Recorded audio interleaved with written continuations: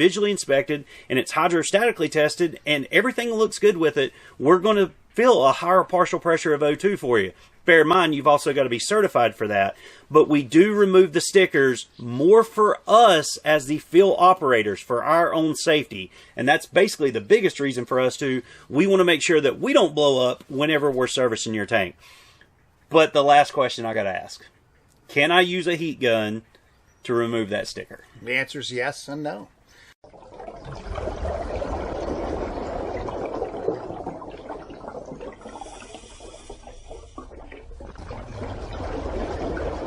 What's up, guys? It's Brian again from Lake Hickory Scuba and Marina. Today's video is going to be a little bit different format than what we've done in the past. I've got a special guest here. This is Mr. Mark Gresham from PSI-PCI, and I've asked Mark to come in to answer some questions that you guys have some major concerns on with a previous video we did where we were talking about visual inspections. We talked about removing stickers and a lot of different topics that you guys seem to be very, very passionate about.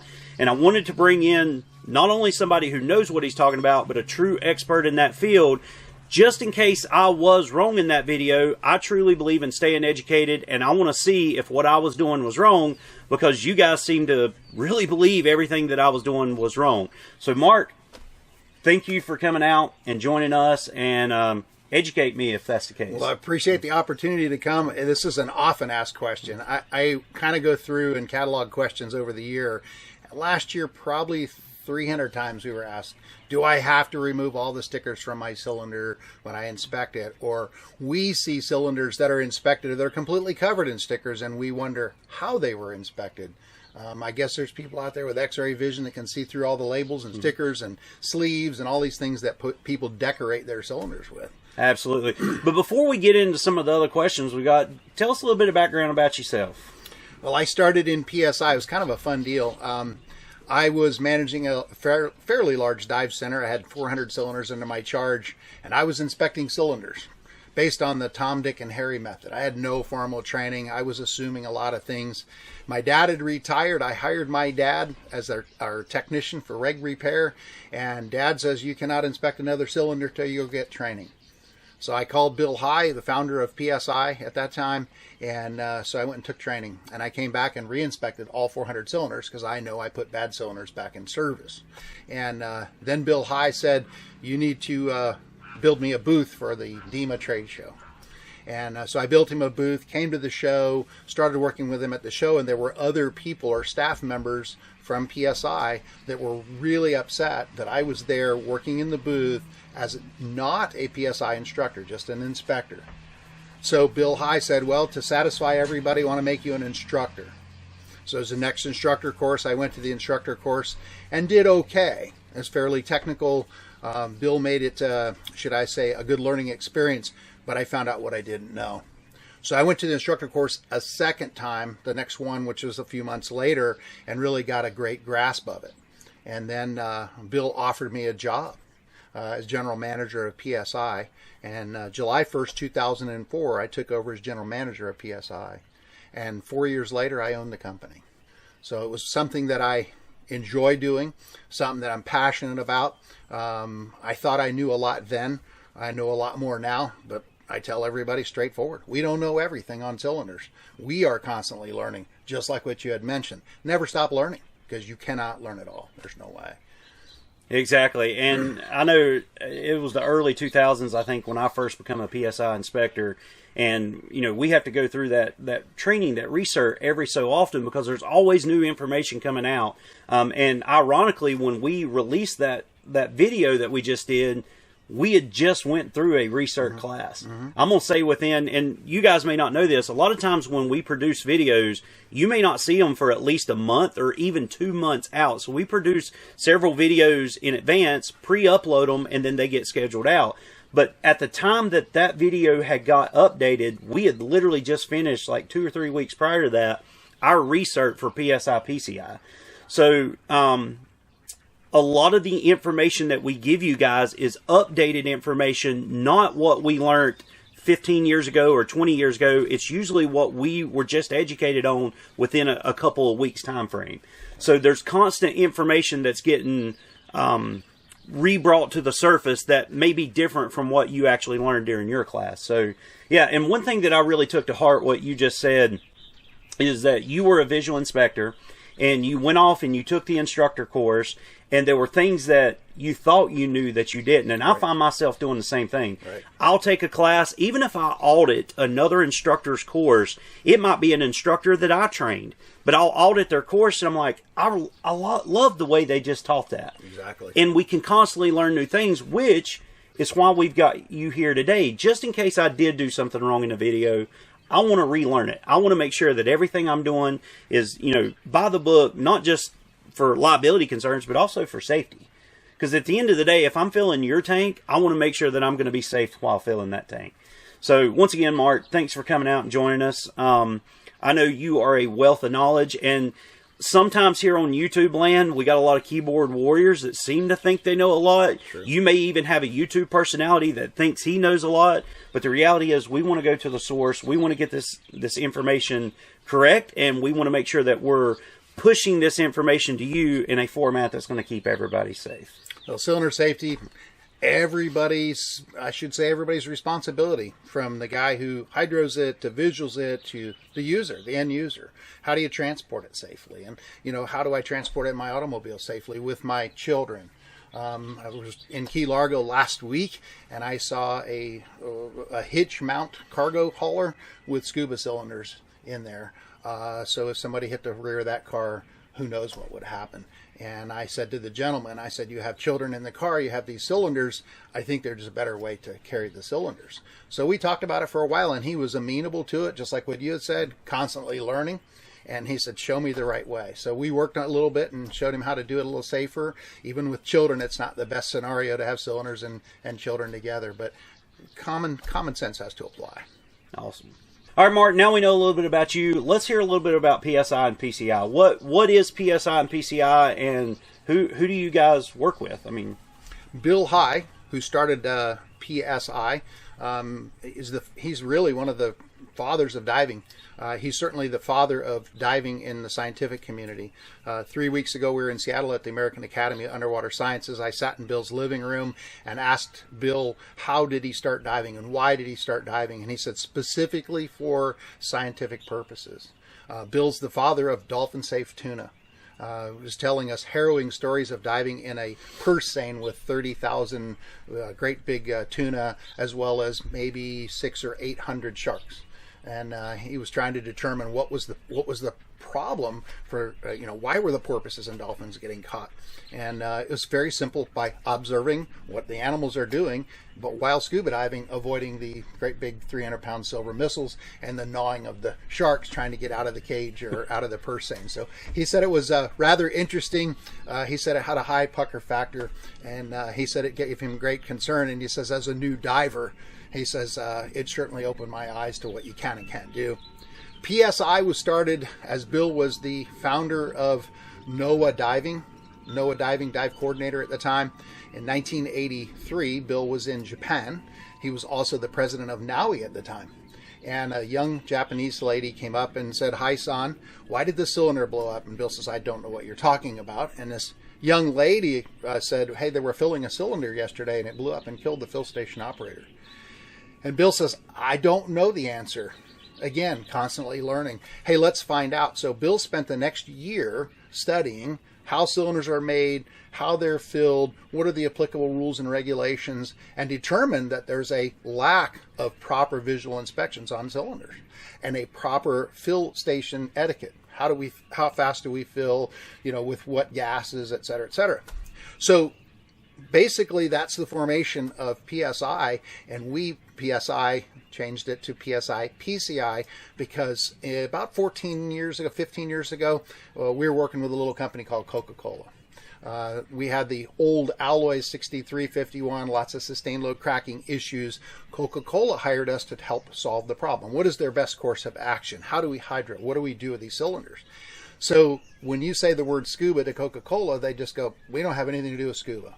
So professional scuba inspectors hyphen professional cylinder inspectors. So we use them interchangeably and combined to cover the waterfront because we've grown the business outside of scuba. I work with the cylinder manufacturers. Last year we had, unfortunately, 7 O2 cylinder failures. Common thread, we'll talk about that in a little bit. But long story short, we work with the manufacturers, the quality control folks. As a matter of fact, I was on the phone working a quality control issue on behalf of one of the largest distributors in the United States with Thunderbird Cylinders. Thunderbird Cylinders builds Scuba in Graham, North Carolina. So we're constantly working in that arena. We do the consulting for Catalina cylinders. We do consulting for Thunderbird, XS Scuba, NASA. I'm on 2 NASA teams, one of which is resupply of gas to space station. So it's something we do. It's our core business. We're not divers as a result of cylinders. The cylinder business came as a result of being divers. It's a necessary thing to do. So we've expanded the business quite a bit, and we do lots of things that are not scuba at all. And people always ask, well, okay, so how does that relate? An aluminum cylinder is an aluminum cylinder.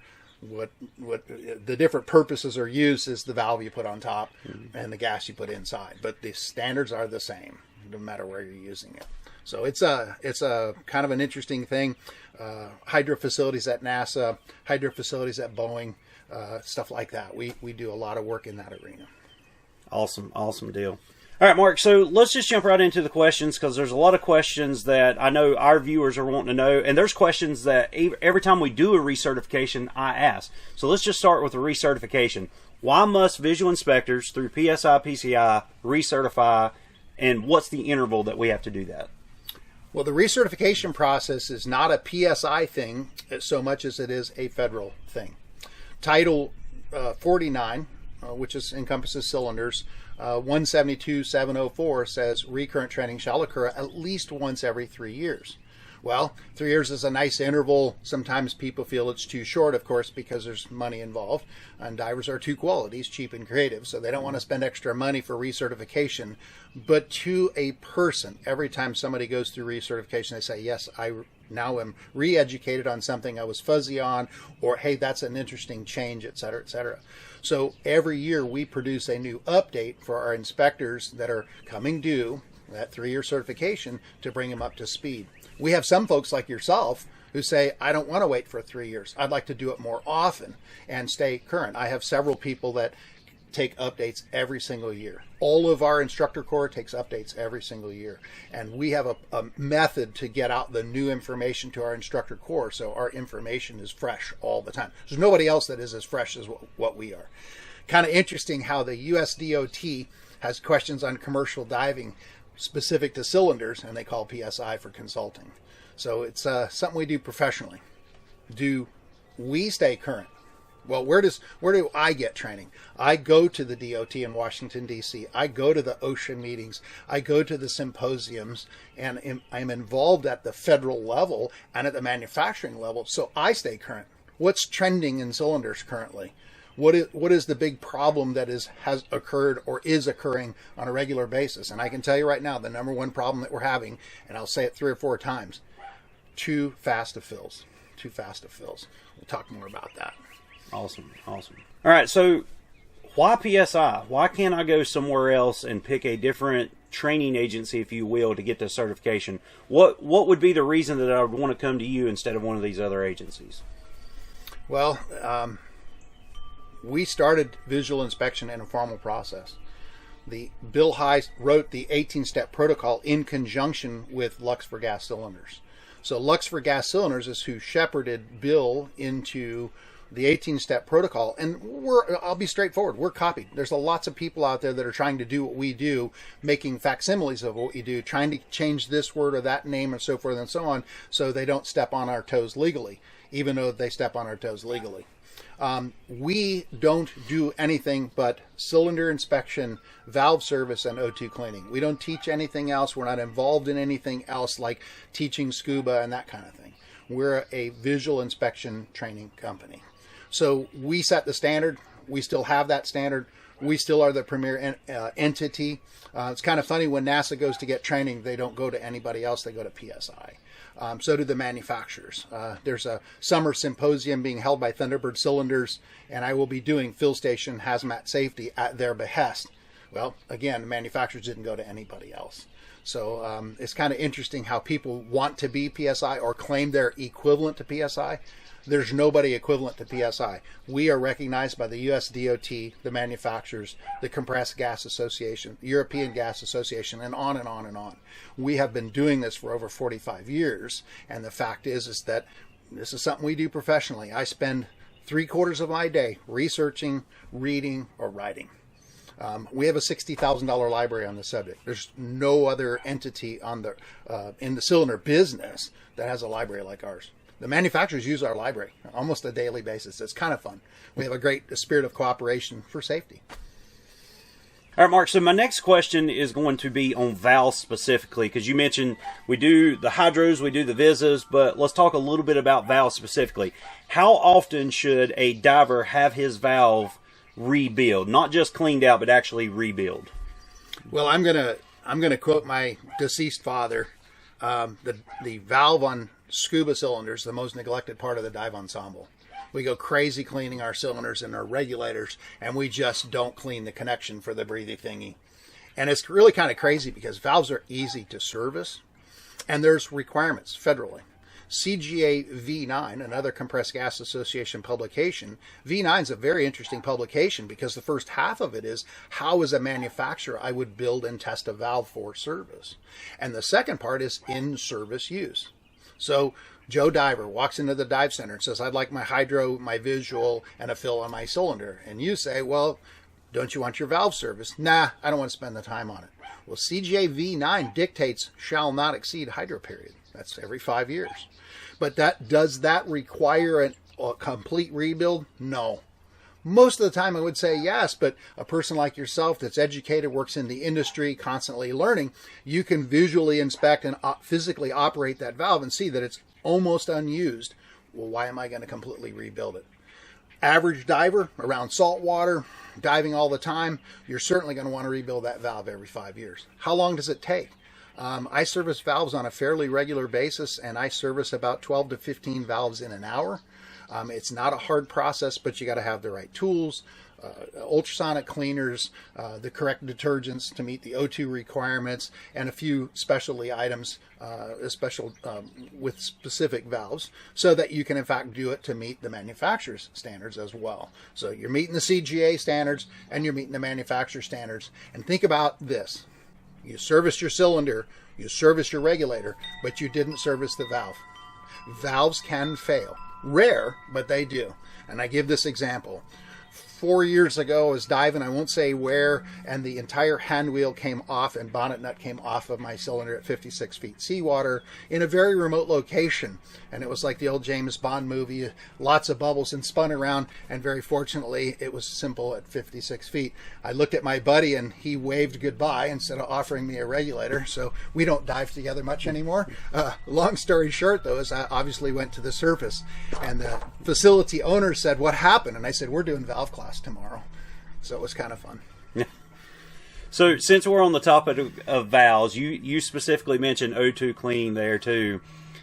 When you O2 clean a cylinder / valve, just to nip the question in the bud or the topic, what is the percentage of O2 that we have to be concerned with before O2 cleaning is a real thing? I'm going to refer to CGA publication P5, Care of High Pressure Cylinders for Underwater Breathing.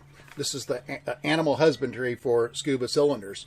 And section 5, paragraph 2, nitrox or oxygen-enriched air scuba cylinders can be filled with a mixture of oxygen-enriched breathing air consisting of oxygen concentrations of greater than 23.5%, only if the cylinders and all the accessories are compatible with oxygen and has been cleaned for oxygen service.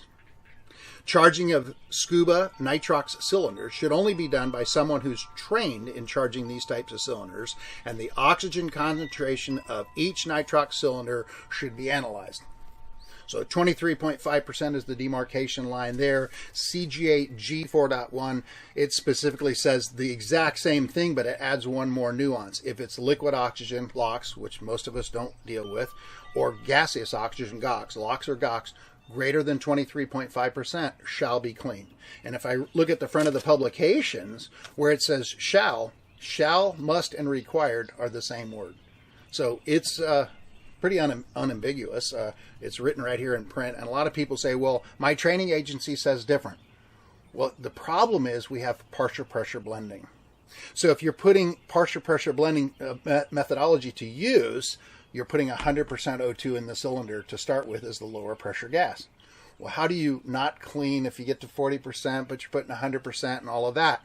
And how do I know that my cylinder hasn't been filled with dirty gas? How do I know that? How do you as the fill station operator know that? 94% of cylinder accidents happen at the fill station.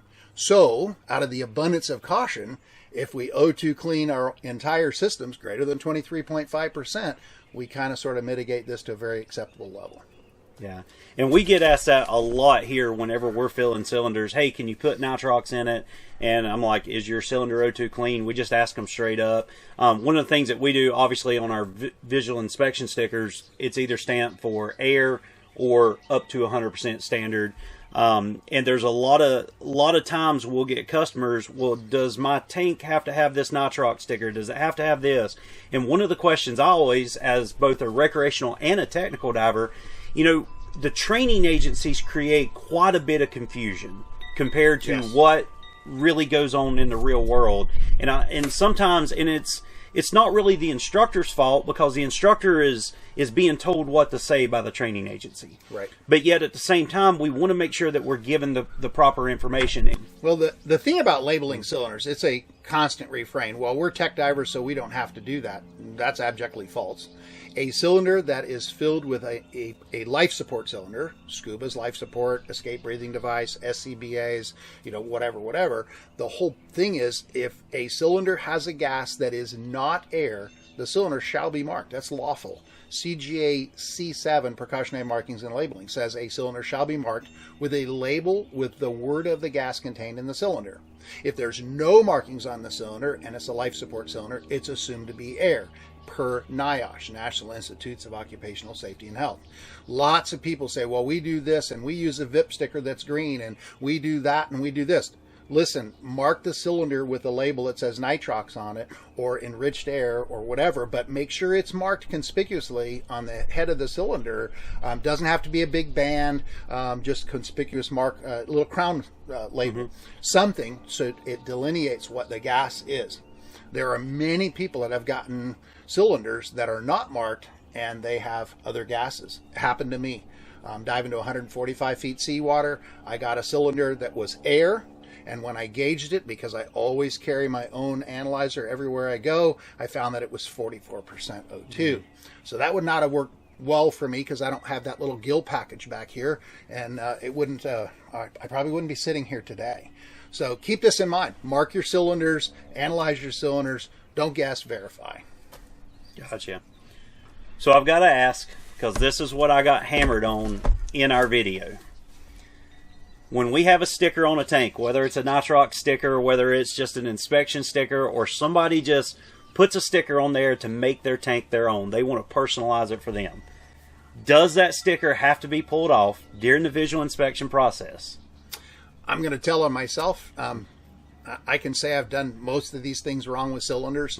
When I was a new diver, I got some older cylinders, sanded them improperly, removed metal from cylinders, repainted the cylinders. They were beautiful, but I thinned the sidewall down, and my father said, sorry, these are condemned, and took them out of service. So that was my first lesson. My second lesson was I wanted a sticker on there of every place I'd been. So I covered my cylinder in stickers.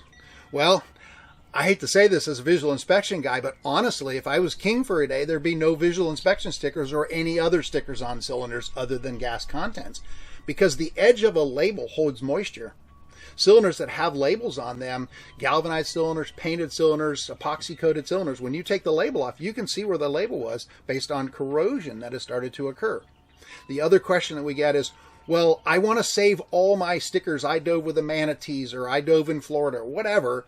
I peel them off using a heat gun, and we'll talk about that in a second, and I put them on a hard card and give them back to the customer. Have to be removed from the cylinder, because how does one inspect the base metal of the cylinder when it's covered in vinyl stickers? Kind of interesting. Here, let's fall back to the CGA again. CGA Publications C6, provisions for preparation for inspection, provisions outlined in 6.1 and 6.2, blah, blah, blah. listen to this. For inspection by removal of internal scale or other things that could interfere with the inspection of the internal surface. Also, on the exterior of the cylinder, extra paint, labels shall be removed for a proper inspection. So it's right in the compressed handbook or CGA publications. It's very clear. And the question I would ask, I'm the fill station operator. You bring me a cylinder to fill and it's covered in vinyl stickers with a brand new visual sticker. Well, who did the visual inspection? Because I can tell you it wasn't done properly because the cylinder's covered in labels. How do we know there's no corrosion under the labels? Then the obvious question, okay, I got a great big nitrox sticker on there. Do you remove that every time? And the answer is yes and no. It's conditional. So if I have a label on a cylinder and the cylinder is in great condition, I'm not too worried about that, but I still will take my hands and rub that thing very carefully over that label, finding any lumps or bumps. And if I find a lump or a bump, I scrape that portion of the sticker off looking for corrosion. If I have a cylinder that looks like it's been beat up and it's corroding all over, sticker's coming off because I want to make sure.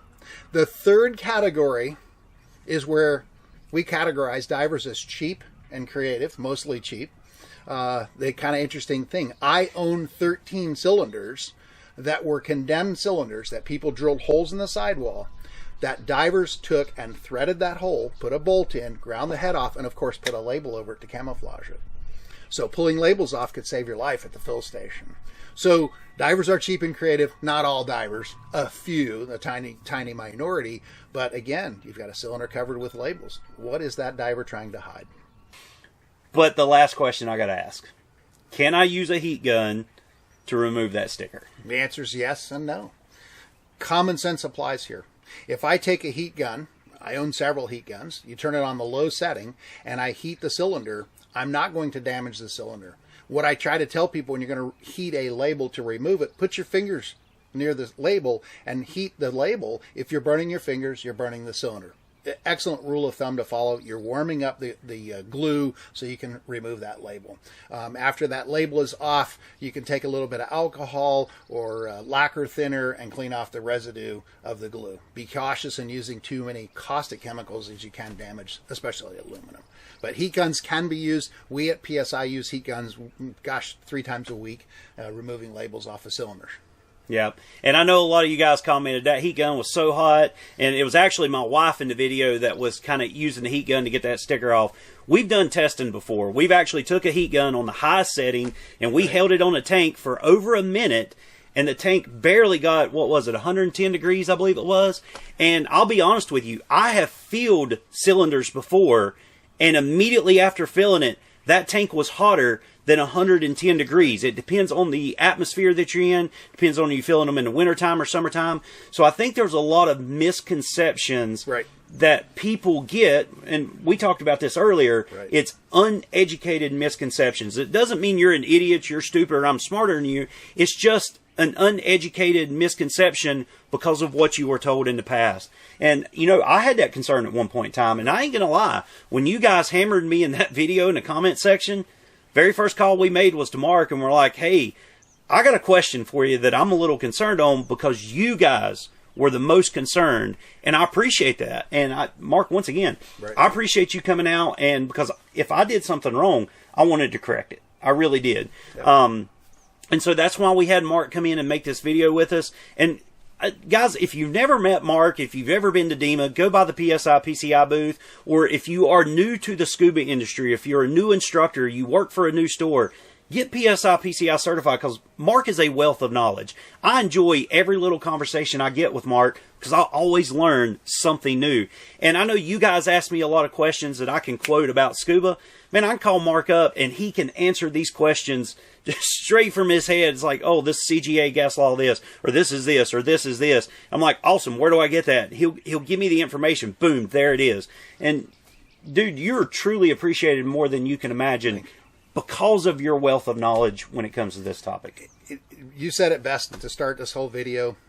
Constantly learn. You know, I feel I can't fill, but I try to fill my grandfather's and my father's footsteps. My grandfather spoke 6 languages, read 14,000 books, was an advisor to 2 presidents. Those are big shoes to fill. Well, my expertise is cylinders. We all got to continue to learn. But here's the thing. just follow this rule of thumb when you're dealing with cylinders. If you have reasonable doubt, just don't do what you were intending to do until you can verify whether it's right or wrong. Our phone is on. We answer questions for non-trained people. Gosh, half of our phone calls daily are non-trained people. We don't care whether you're trained or not. We just don't want you inspecting when you're not trained because it can cause safety issues.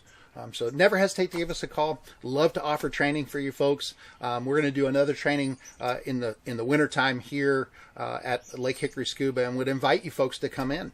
The other one too is if you have a club or you have a group of divers and you just want a kind of an overview. I have a whole raft of lectures that we do for informational purposes, like on the Nutribuoyancy Lab, NASA, and stuff like that. We can offer to you folks for education. Follow Bryan's advice.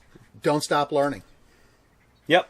And guys, once again, thanks for hammering in that video. We do truly love the communication. We go back and forth. If you guys ever hear me say, do, or present something in the video that's questionable, continue to hammer me on that, because there's things I do forget from time to time, and I do want to get educated. But also understand this, our video formats that we make for you are strictly educational. There might be something you learned 2 or 3 years ago that has changed since you learned it. And if we say or do something, we're not just blowing smoke up your rear here. The information we're giving you is the correct information at this given time, and it's safe information. And we want you guys to continue to be educated, just like we get educated, and more importantly, we want you guys to be safe. But Mark, as always, brother, thank you for coming by. Thank you for filling in the gaps here. Certain things, I think I did kind of a poor job in some of our responses to you guys on that video. And I'm going to link the video down below as well. There's going to be actually several links that I want you guys to go watch, because there's going to be one on O2 cleaning valves. There's going to be one on the stickers and this, that, and the other. So definitely go check those out. But I think I kind of did a poor job responding to you guys, because all I did is I basically stated, hey, this is what we do. We follow this CGA rule or whatnot.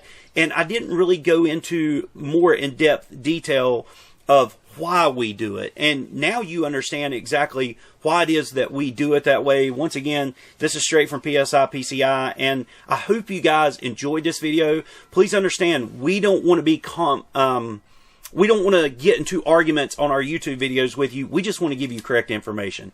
And I think that's pretty much what we did today. Absolutely. And the thing is, this is one of many.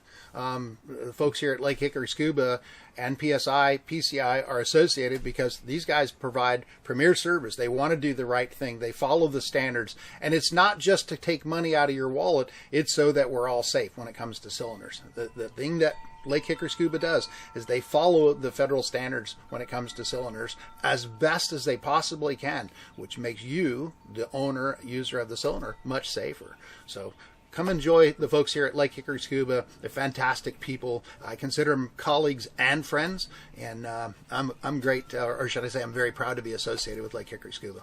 Absolutely. Guys, once again, if you like this video, you want to see more content that is industry related, which means you want to meet people in the industry and find out how we go through certain things to become industry leaders or whatnot, drop me a comment down below what you want to see next, and we will do our best to get a video produced for you. But if you like the video, give me a big thumbs up. Definitely share it. If you think Mark did a good job, give me a big thumbs up as well. But until our next video, guys, take care. God bless.